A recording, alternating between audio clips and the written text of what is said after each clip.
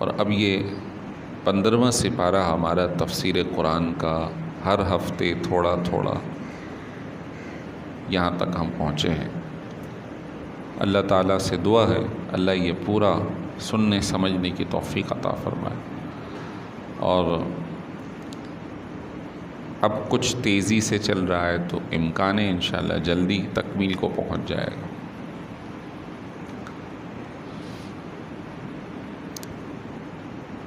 اور آج اتفاق ہے کہ تراویح میں بھی غالباً کہ امام صاحب بھی یہی سپارہ 15واں چلائیں گے، اور ہماری بھی تراویح میں تقریباً یہی ہے 15واں سپارہ۔ تو آج میچ بھی کر رہا ہے، ہو سکتا ہے کہ رات کی تفسیر میں بھی یہی عنوان آئے۔ بہرحال یہ سورہ بنی اسرائیل کا تیسرا رکوع ہے، اور بہت ہی اہم آیت سے اس کا آغاز ہو رہا ہے۔ ارشاد فرمایا کہ تمہارے رب نے یہ حکم دے دیا ہے کہ تم اس کے سوا کسی کی عبادت نہ کرو، اور تمہارے رب نے یہ حکم دے دیا ہے کہ تم ماں باپ کے ساتھ نیک سلوک کرو۔ اما یبلغن عندک الکبر احدہما او کلاہما، اگر بڑھاپے کی عمر میں تمہارے پاس دونوں ہوں یا ایک، فلا تقل لہما اف، تو تم انہیں اف نہ کہنا، ولا تنہرہما، انہیں ڈانٹنا بھی نہیں، وَقُلْ لَهُمَا قَوْلًا كَرِيمًا، اور ان سے ادب سے بات کرنا، ان سے ادب سے بات کرنا۔ وَاخْفِضْ لَهُمَا جَنَاحَ الذُّلِّ مِنَ الرَّحْمَةِ، ان کے سامنے عاجزی اور رحم دل کے بازو جھکائے رکھنا۔ وَقُلْ رَبِّ ارْحَمْهُمَا، اور دعا کرنا اے اللہ میرے ماں باپ پر رحم فرما، کما ربیانی صغیرا، جیسا کہ انہوں نے بچپن میں میری پرورش کی تھی۔ اللہ تعالیٰ نے دو باتیں ایک ساتھ ارشاد فرمائی، اللہ کی عبادت نہ کرو اور ماں باپ کے ساتھ نیک سلوک کرو۔ سورہ لقمان میں انشکر لی ولی والدیک، میرا شکریہ ادا کرو اور اپنے ماں باپ کا شکریہ ادا کرو۔ یعنی دو آیتیں ایسی ہیں کہ اللہ تعالیٰ نے اپنی عبادت اور ان کے حسن سلوک کو ملا دیا۔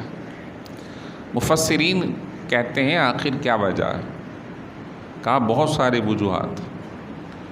جس طرح اللہ ہمارے عدم سے وجود میں آنے کا سبب ہے، اسی طرح ماں باپ دنیا میں آنے کا سبب ہے۔ اللہ بغیر کسی طلب کے، بغیر کسی عوض کے ہم پر احسان فرما رہا ہے۔ وہ صمد بے نیاز ہے، اسے ہماری عبادات کی، تسبیحات کی ضرورت نہیں، بلکہ بنی آدم کے وجود سے پہلے فرشتوں نے یہ بات عرض کی تھی، مولا اگر تسبیح کی ضرورت ہے تو ہم ہیں نا تیار۔ تو فرمایا تھا جو میں جانتا ہوں وہ تم نہیں جانتے۔ تو اللہ کو بنی آدم سے تسبیح، ذکر و اذکار، عبادات، اس سے کوئی اللہ کی شان میں اضافہ نہیں ہے۔ یہ جو بھی اعمال خیر ہیں وہ ہمارے اپنے لیے۔ تو اللہ بلا عوض انسانوں پر رحم فرما رہا، نعمتیں دے رہا۔ مسلمان تو ذہن بنا سکتا ہے کہ چلو میں تسبیح پڑھ رہا ہوں تو مجھے مل رہی ہے۔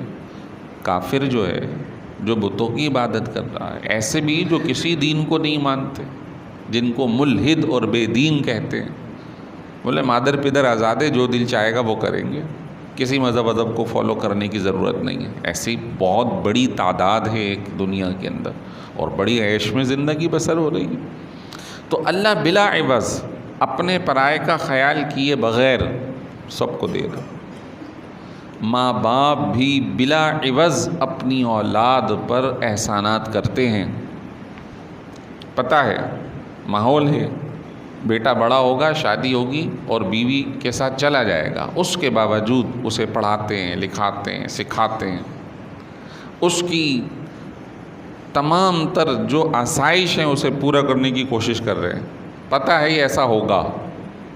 اچھا کسی گوشے میں خیال آ سکتا ہے کہ یار بیٹا تو کچھ کبھی ضرورت پڑی تو کما کے کھلائے گا، بیٹی یہ تو کنفرم ہے کہ اس پہ بیٹے سے زیادہ شفقت کرتا ہے، پالتا پوستا، اس کی عزت کا خیال کرتا ہے. اسے معلوم ہے کہ اسے میں نے بڑے ہو کر رخصت کر دینا ہے، تو ماں باپ بلا عوض خدمت کرتے. یہ اللہ تعالیٰ نے اپنے ساتھ ساتھ انہیں جوڑے رکھا، ماں باپ کی خدمت.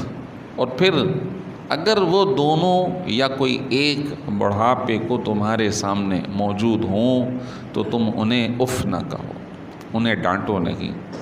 اف آپ نے تو مجھے تنگ کر دیا، اف یہ کر دیا، اف وہ کر دیا، یہ لفظ بھی استعمال کرنے کی اجازت. وہ حدیث شریف ابھی امام صاحب کے درس صبح فجر میں بھی گزری اور میں نے بھی عرض کی تھی 2-3 مرتبہ، آج پھر اسی کے ساتھ جوڑ دیتا ہوں کہ آپ صلی اللہ علیہ وسلم ممبر پہ قدم رکھتے ہیں، پھر دوسرا رکھتے ہیں، پھر تیسرا رکھتے ہیں. تو پہلے عرب میں ماحول تھا کہ اوپر والے اسٹیپ پر بیٹھ کے درس ہوتا تھا، آج بھی اونچے اسٹیپ پہ بیٹھ کے درس ہوتا ہے. ہم دوسرے پہ بیٹھتے ہیں ہمارے ایشیا میں، لیکن وہاں پہ اونچے تیسرے اسٹیپ پہ درس ہوتا ہے. تو حضور تیسرے پہ چلے گئے، آمین آمین آمین. جبریل امین دعا کر رہے ہیں، جو آپ کا نام سنے درود نہ پڑھے وہ ہلاک ہو جائے. پڑھ لیجیے اللہم صلی علی سیدنا محمد صحابی وبارک وسلم. جو ماں باپ میں سے کسی ایک کو یا دونوں کو بڑھاپے میں پائے خدمت کر کے جنت نہ کما سکے وہ ہلاک ہو جائے. حضور فرما رہے آمین. جو رمضان پائے اور اپنی بخشش نہ کرا سکے وہ بھی ہلاک ہو جائے، فرمایا آمین. تو یہ ماں باپ ہمارے لیے جنت کا ذریعہ ہیں، یہ جنت کا زینہ ہے. یہ رمضان جنت کا زینہ ہے، اللہ کی بخشش کا زینہ ہے، اسے تھامنا چاہیے. فرمایا انہیں اف نہ کہنا، انہیں ڈانٹنا نہیں، ان سے نرم بات کرنا، ان سے ادب سے بات کرنا. کئی ایک احادیث طیبہ جو کہ یقیناً ہمارے لیے تربیت آپ صلی اللہ علیہ وسلم کی ہے، وہ کچھ سماعت فرمائیے. حضرت عبداللہ ابن مسعود رضی اللہ تعالیٰ عنہ بیان کرتے ہیں، آپ علیہ الصلاۃ والسلام سے سوال کیا گیا اللہ کے نزدیک سب سے زیادہ محبوب عمل کون سا ہے؟ آپ صلی اللہ علیہ وسلم نے ارشاد فرمایا نماز کو اپنے وقت پر پڑھنا سب سے زیادہ محبوب عمل ہے. نماز اپنے وقت سے گزار کر نہ پڑھیں، قضا کر کے نہ پڑھیں. لوگ پڑھتے تو ہیں، 4 پڑھتے ہیں پوری، فجر والی سو کے، جب اٹھیں گے 9 بجے وضو کیا نماز پڑھ لی. یہ اللہ کو پسند نہیں ہے. یہ قضا ایک کو کیوں چھوڑ رہا ہوں؟ برکت تو صبح فجر میں رکھی ہے، رزق کی فراوانی برکت صبح فجر میں رکھی. فرمایا میں نے پوچھا پھر کون سا؟ ارشاد فرمایا راہ خدا میں جہاد کرنا. حضرت عبداللہ ابن مسعود نے کہا آپ نے مجھے یہ احکام بیان فرمائے، اگر میں اور پوچھتا تو آپ اور بتا دیتے. تو اب اس کے اندر ایک حصہ یہ بھی ہے کہ پھر کون سا؟ تو آپ نے فرمایا ماں باپ کے ساتھ نیکی کرنا. یہ بخاری شریف کی حدیث ہے. اسی طرح حدیث شریف میں یہ ہے کہ آپ علیہ السلام نے فرمایا تمام کبیرہ گناہوں میں سے بڑا گناہ کبیرہ یہ ہے کہ انسان اپنے والدین کو گالی بکے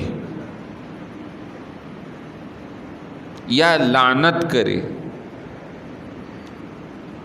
اب بچے جو ہیں ان کی تربیت نہیں ہوتی، نوجوان ان کی تربیت نہیں ہوتی، وہ اپنے ماں باپ کو گالی کیا ان کے مار بھی رہے ہوتے ہیں، ان پہ زیادتی کر رہے ہوتے ہیں. آخر یہ اولڈ ہاؤس کیوں بھرے ہوئے ہیں بھائی؟ کیوں بوڑھے بوڑھی خواتین، وہاں پر بھی جب کہ ان کے ساتھ حسن سلوک نہیں کیا گیا، وہ پھر بھی اپنی اولاد کو دعائیں دے رہے ہوتے. لیکن بہرحال یہ ایک المیہ ہے. کہا گیا یا رسول اللہ کوئی شخص اپنے ماں باپ پر کیسے لعنت کرے گا؟ ارشاد فرمایا ایک شخص دوسرے شخص کے ماں باپ کو گالی دے گا تو دوسرا شخص اس کے ماں باپ کو گالی دے گا. تو جب ہم کسی کو بہت سارے ماحول کے اندر ماں بہن کی اس کی گالیاں دے رہے ہوتے ہیں تو پلٹ کر وہ بھی دے رہا ہوتا ہے. تو اصلاً گالی دینے والا وہ کسی اور کو نہیں دے رہا ہوتا بلکہ وہ اپنے ماں باپ، اپنے بہن اور اپنے عزیز و قارب کو گالیاں دے رہا ہوتا ہے. فرمایا یہ کبیرہ گناہوں میں سے سب سے بڑا کبیرہ گناہ. اللہ اکبر. ارشاد فرمایا حضرت ابو بکرہ سے روایت، آپ علیہ الصلوۃ والسلام نے 3 بار فرمایا کیا میں تم کو سب سے بڑے کبیرہ گناہ کے متعلق نہ بتاؤں؟ صحابہ نے عرض کی کیوں نہیں یا رسول اللہ؟ آپ نے ارشاد فرمایا اللہ کا شریک بنانا اور ماں باپ کی نافرمانی کرنا. آپ سہارے سے بیٹھے ہوئے تھے، آپ نے فرمایا اور جھوٹی بات کہنا. اس کا آپ نے 3 بار تکرار کیا. اللہ اکبر. اس حدیث کے اندر بھی فرمایا میں کیا تمہیں کبیرہ گناہ نہ بتاؤں؟ تو اب یہ دیکھیے کہ آپ صلی اللہ علیہ وسلم نے کبیرہ گناہوں کے حوالے سے یہ بات ارشاد فرمائی کہ ماں باپ کے ساتھ بدسلوکی کرنا کبیرہ گناہ ہے.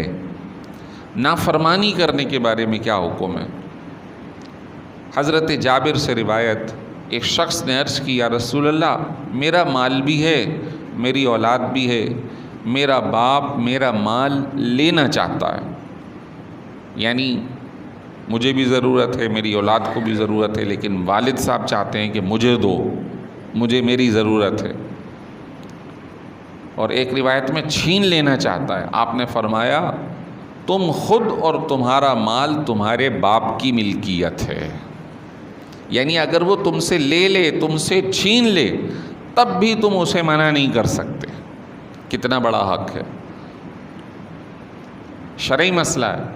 اولاد اگر ماں باپ کا مال چوری کرے تو ہاتھ کٹے گا، لیکن اگر ماں باپ اولاد کا مال لے لے ہاتھ نہیں کٹے گا. اور اگر اولاد مالدار ہو، ماں باپ کمزور ہوں تو فرض و واجب ہے ان کا نان نفقہ، ورنہ کل قیامت میں باز پرس ہوگی. ماں باپ بھی مالدار ہوں تب بھی اولاد خرچ کرے کہ ان کے اوپر خرچ کرنا اور ان کی دعائیں اس اولاد کے مال میں برکت اور اضافے کا ذریعہ ہوگا. جس طرح باپ اور ماں کی خدمت بیٹے پر فرض ہے، اسی طرح بیٹی پر بھی من و عن اسی طرح فرض ہے. اگر بیٹی مالدار ہے تو اپنے ماں باپ غریب لوگوں کی کفالت کرے، اس پہ فرض ہے. یہاں پہ یہ بھی کہ اگر آپ نے اپنی ازواج کو کچھ رقم دے دی ہے جو اس کی ملکیت ہے اور وہ اپنے ماں باپ کو دیتی ہے تو آپ اس میں اف نہ کریں، وہ بھی اپنے ماں باپ کی کفالت کی ذمہ دار ہے. آپ اسے اف نہ کریں کہ جس طرح آپ چاہتے ہیں کہ آپ کے ماں باپ کی خدمت ہو، اسی طرح وہ بھی چاہتی ہے کہ میرے ماں باپ کی خدمت ہو. بلکہ ایسے آج کے جس ماحول میں ہم جی رہے ہیں، بیٹے چھوڑ کے بھاگ جاتے ہیں، بیٹیاں اپنے ماں باپ کی کفالت کر رہی ہیں، جنت کما رہی ہیں. ہمیں چاہیے کہ ان کا ساتھ دیں. یہ حسن سلوک ہے. اگر وہ آج اپنے ماں باپ کی خدمت کر رہی ہے تو وہ دبے لفظوں میں، چھپے لفظوں میں اپنی اولاد کی تربیت کر رہی ہے. دیکھو میں لڑکی ہو کے اپنے ماں باپ کی خدمت کر رہی ہوں تو تمہیں بھی ہماری خدمت کرنی چاہیے. کچھ چیزیں بتانے سے نہیں، کرنے سے انسان دوسروں کو بتا رہا ہوتا ہے، کرنے سے تربیت دے رہا ہوتا ہے. ایک اور حدیث شریف ارشاد فرمایا، حضرت ابو امامہ سے روایت، ایک شخص نے عرض کی یا رسول اللہ والدین کا اپنی اولاد پہ کیا حق ہے؟ ارشاد فرمایا وہ اس کی جنت اور دوزخ ہے. خدمت کرے تو جنت ہے، بدسلوکی کرے تو دوزخ ہے. یہ وہ حق ہے، یعنی یہ وہ دہرایا ہے. کہ اگر خدمت کر جاؤ تو جنت ملے، اور اگر ان کی بدسلوکی کرو تو دوزخ کا راستہ۔ اللہ اکبر۔ ایک اور اہم ترین حدیث مفسر شہیر حضرت عبداللہ ابن عباس رضی اللہ تعالیٰ عنہ بیان کرتے ہیں، آپ صلی اللہ علیہ وسلم نے ارشاد فرمایا، جو شخص اس حال میں صبح کرے کہ وہ اپنے ماں باپ کے معاملے میں اللہ کا فرما بردار ہو، اس کے لیے جنت کے 2 دروازے کھلے ہوتے ہیں۔ صبح اس حال میں کرے کہ ماں باپ کا خدمت گار ہے، اطاعت کرتا ہے، اللہ کے حکم پہ عمل کر رہا ہے، اللہ اس کے لیے جنت کے 2 دروازے کھول دیتا ہے۔ سبحان اللہ۔ اور اگر ایک کا اطاعت گزار ہوتا ہے تو 1 دروازہ کھلا ہوتا ہے۔ اور جو شخص شام کے وقت اس حال میں ہوتا ہے کہ اپنے ماں باپ کے معاملے میں اللہ کا نافرمان ہوتا ہے تو صبح کے وقت اس کے لیے دوزخ کے 2 دروازے کھلے ہوتے ہیں، اور ایک کا نافرمان ہے تو 1 دروازہ کھلا ہوتا ہے۔ ایک شخص نے کہا، خواہ اس کے ماں باپ اس پہ ظلم کرے، یعنی وہ نافرمانی اس وجہ سے کرتا ہے کہ ماں باپ اس پہ ظلم کر رہے ہیں۔ اب سنیے، ارشاد فرمایا، اگرچہ وہ اس پہ ظلم کریں، اگرچہ اس پہ ظلم کریں، اگرچہ اس پہ ظلم کریں، پھر بھی اولاد کو ماں باپ کا نافرمان نہیں ہونا ہے۔ اللہ اکبر۔ ظلم کیا ہے؟ ایسا ہو سکتا ہے کہ جائیداد میں حصہ کم دے دیا، یہ عدل کے مقابلے میں ظلم کہلاتا ہے۔